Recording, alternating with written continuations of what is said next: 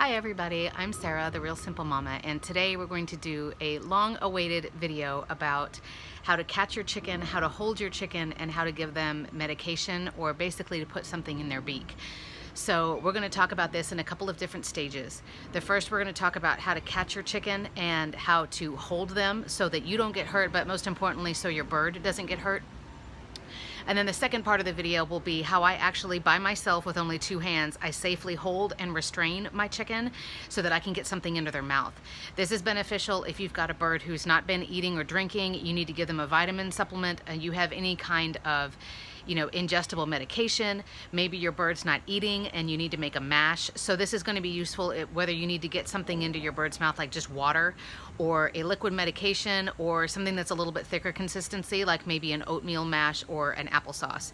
The key here is that we want to make sure that we keep your bird safe. It doesn't really help the situation if not only your bird needs medicine, but now you've also hurt your chicken. But also that you can do this by yourself. And this has been sort of a trial and error that I've had to figure out, because I had, if you followed the saga here on my YouTube channel, I had, of course, my most feral chicken, the one who's completely terrified and very wild and kind of spastic.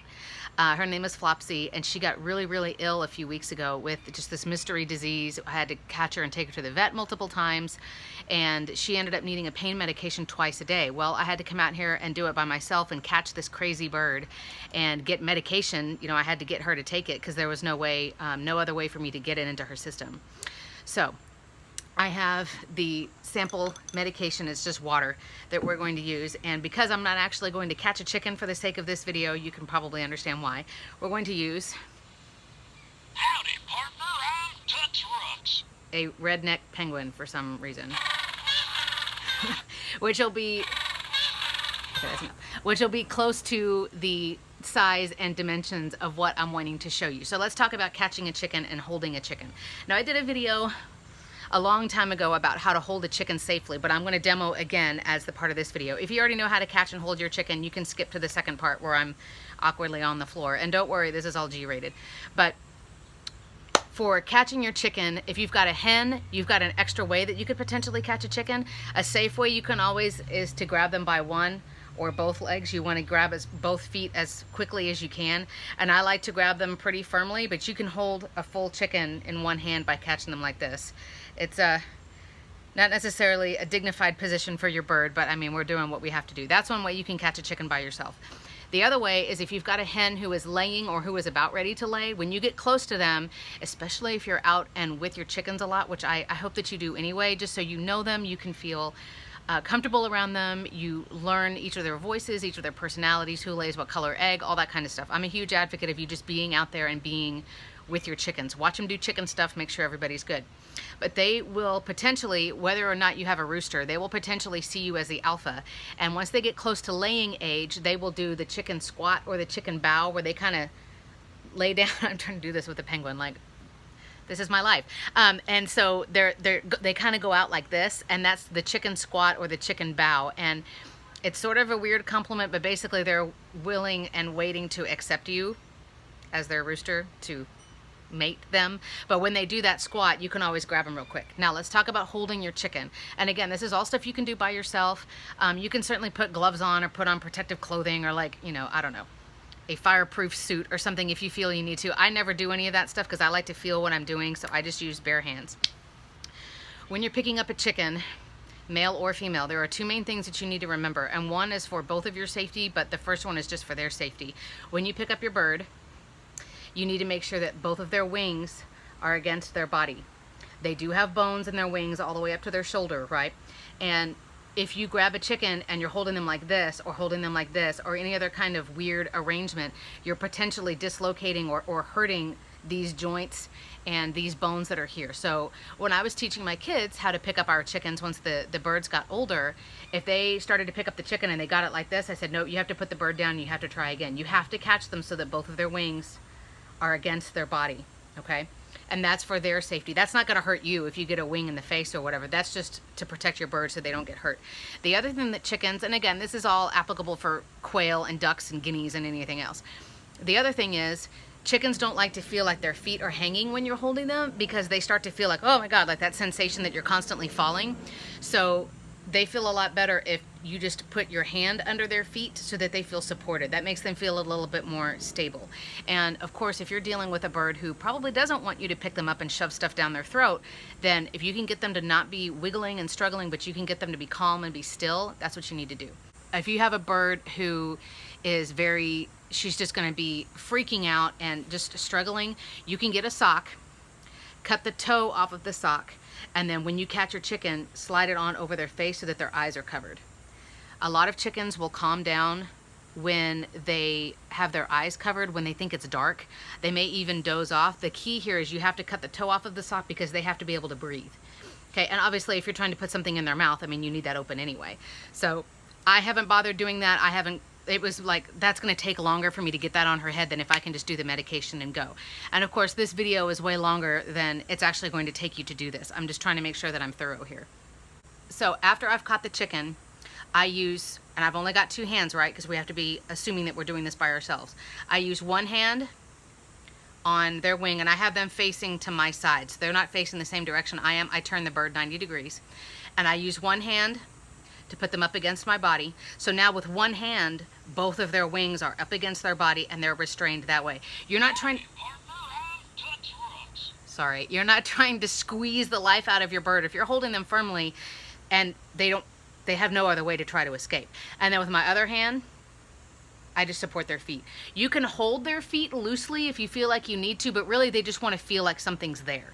And after a second of you just holding them firmly like this, there's no way that you're going to be hurt. There's nothing you can do. Chickens are not going to go after your eyes or like try to, I don't know, rip out your face or something like that. So you don't have to worry about that. But with just with my 2 hands now, I am holding my bird. And this is what I do so that kids can pet a chicken. This is what I do when I need to transport a bird. So with one hand, I've got both wings taken care of.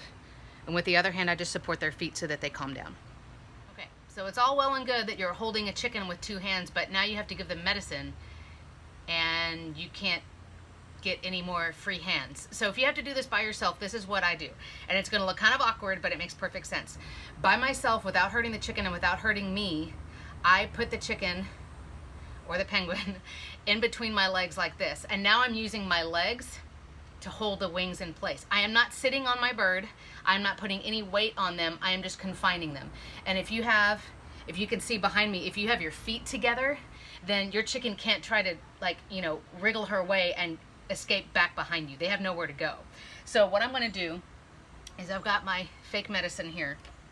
And essentially what's gonna end up happening, I'll give you a preview here while the bird is out.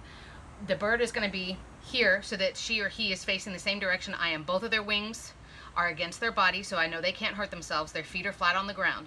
One hand is going to have to hold the medicine, right, to dispense the medication. And of course, before you actually go out and catch the bird, have the medicine already measured, already ready to go. And honestly, when I was catching my chicken, I just had to hold it in my mouth like this, because I mean, what else are you going to do? So I had it ready to go. Before I went out, it was already measured. Essentially what's going to happen, and I'll close up here in a second and show you how I did this, but I'm going to have one hand dispersing the medication or getting the spoon with the mash or whatever it is that you're doing. And I would say the hand that's doing the medicine be the dominant hand. So I write with my right hand. I'm right-handed. So my right hand is going to do the medication. The other hand is going to hold the chicken on their breastbone, like about where their crop is. And then I'm going to use one finger to open up the side of their beak. So essentially, and I know this looks like really terrible. Okay, so I've got the bird like this, and they're like in a squatting position. And I'll do a close-up here in a second so you can see how I open their beak. But then I've got one hand, open the beak, disperse the medication like that. As long as you shoot it far enough back, they'll just swallow it and that's it, and then you can let your bird go. So, the way I open the beak, if you're imagining how I was sitting a minute ago, so I was sitting with the chicken like this, right? Facing the same direction I was. I have my hand like this, and I just keep it here on the corner of their beak. And I basically use my nail and I pry open their beak here at the back at the hinge. For me, that's a lot easier to do than trying to do it from the tip. I have not ever seen anybody hurt a chicken by forcing their beak open. So I don't think you need to worry about that. The only thing I was conscientious of is she was moving her head a lot and I didn't want her to move and poke herself in the eye with my nail. So, but other than that, all you're doing is you're just wedging your finger or your fingernail in there and forcing it open. And once it's there, you're holding around by their breastbone and their crop, and then here like on their lower jaw, and you've just got your finger open. You don't have to squeeze their throat or anything like that. Just open their mouth long enough so that your dominant hand can get the medicine in and do what you need to do. After that, you know, continue to keep this hand here until you're ready to get up. Pick your bird back up like this or like this, supporting their feet, remember, and then take them back. So I know that seems really awkward, but either get a stuffed animal or get your friendliest, most patient chicken and maybe, you know, make them a treat or something and practice like that. I don't have to do this on a regular basis. A lot of deworming medications and things like that, you put it in between their shoulder blades on their back. It's not anything that you have to give them that's ingestible, but in case you ever need to give medication or mash to a bird, this is how you can do it by yourself without any help. So unless you're an octopus or you have somebody around who can help you at all hours of the day and night to give medication or to give supplements to your birds, that's a way that you can do it on your own. So I hope that all made sense. As always, you've got my email address. You can put questions, comments, suggestions, whatever you do down in the comments. I will say, if you handle your birds often, especially when they're young, like when they're chicks, if you're just around them normally and you just pet them and you pick them up and just hang with them for a minute and then put them down, I think it helps them to not freak out. Like, it's not this big, huge deal. It's, oh, okay, it's just, you know, it's just my human and they're just picking me up and whatever. The problem that I have with my chickens is most of them I got when they were over 1.5 years old, and they had been living on acreage. So they were not even in human contact very often. My alpha, Calypso, my black hen, she's the one who I pick up and let kids pet her and whatever, because she's the one I raised from a chick. I got her when she was 6 days old. The other ones, they weren't handled enough when they were younger, so they're a lot harder for me to catch. But this is the strategy that I found for how to catch a chicken, how to hold a chicken by yourself, and how to get medicine into them. So let me know what you think. I hope that this has been helpful. There's always more content coming. You can see a lot of my chicken related reviews and stuff on realsimplemama.com. I'm going to go inside because it's really hot out here. Thanks for watching.